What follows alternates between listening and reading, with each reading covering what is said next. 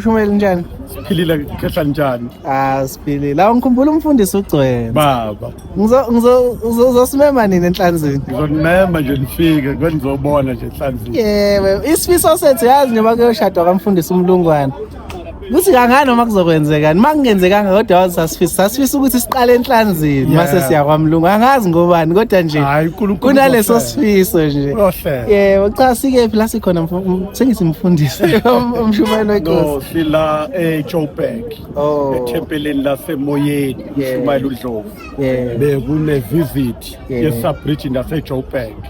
Njengoba sivuselela abantwana okwenabasho lapha eGoli. Sivuselela abantwana ukuthi bamthanda uShembe, basigcine kuShembe, then ke balungiselela ukuba nenkofa yabo yeSubridge njengoba besilana ke bebesimemele lokho abantwana balapha eGauteng. So inabathi ihambe yaze yafika kusho kwenye province manje. Ikuma province ngoba nase Cape Town ikhona, nase Mpumalanga ikhona, nase Swazini ikhona. International. This is an international brand. Phela njengoba uThixo wethu unyazi lwezulu international. Yonke into engaphansi kwakhe international. Well there is this talk ethi kune constitution kinabashi but kune supreme constitution. So inabashi lawulwa yini kahle kahle? Inabashi lawulwa unyazi lwezulu. Ngoba yonke into ozoyenza fa uyiconvert. Uthola isibusiso sayo. Noma singahlangana thina sikuhlanganise sikuhlanganisayo kodwa ekugcineni onezi lokugcina inkosi yamaNazaretha uNyazi. So it can happen ukuthi ikomiti lenabashi linqume kodwa mase le nkosi uNyazi ifika isi-overrule sonke leso sinqumo. Yebo, bese kulalelwa izwi futhi. Ungenza nje example yento eyodwa mhlambe eyake yenzeka eJudea. Kwenzeka kuzoba kwahlehla i-conference national. Ubaba wezoze lapha eThekwini wathi uyocela isibusiso umshumayeli uMkhwanazi athi ubaba ngalolu suku ngiye eThekwini nani ngiyanifuna. Kwacaca ukuthi mase kukhuluma uNkulunkulu omdala wethu sekufanele ihlehla. Yahlehla ngoba uyena onezwi lokugcina. Okugcina ke umshumayeli wenkosi.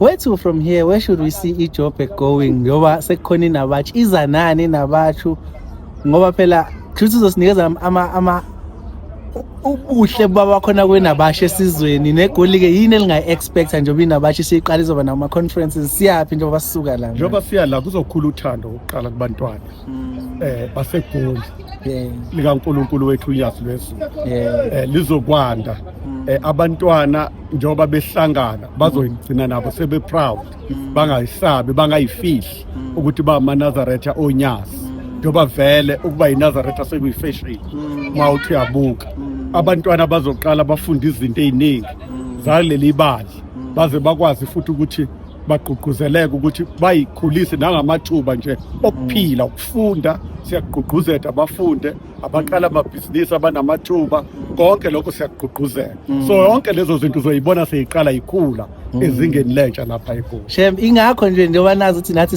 siyayishuthela nithi mase kufika intsha ayizintsha izoshutha ukuze kuzothuthuka amabhizinisi ethu nathi. Kufanele phela simukezelane nani nithuthuke wonke umuntu athuthuka ngoba uthi busise enkosi imisebenzi ezandla zethu. Singadingi singasweli thina abantu bakhe. Okugcina ngingazi bese ngithe kokugcina khona lesihlabe sithi mongena uJehova amaNazaretha nezizukulu ufanele ukubonga ngamaNazaretha nezizukulwane zabo. Ilokho afika kaze afuna ukubongwa zingekho izizukulwane ngoba phela wathi yena leli bandla liyohlala kuze kube phakade manje kuphakade izizukulwane waphinde futhi wathi engomeni esikhumbuzo inyama yami ikhathele izolala ethuneni kodwa umoya wami uzovuka wembathe inyama yakhe naphakade mangizwe nanini ngiyoba khona so ke la abantwana bawunanini shebe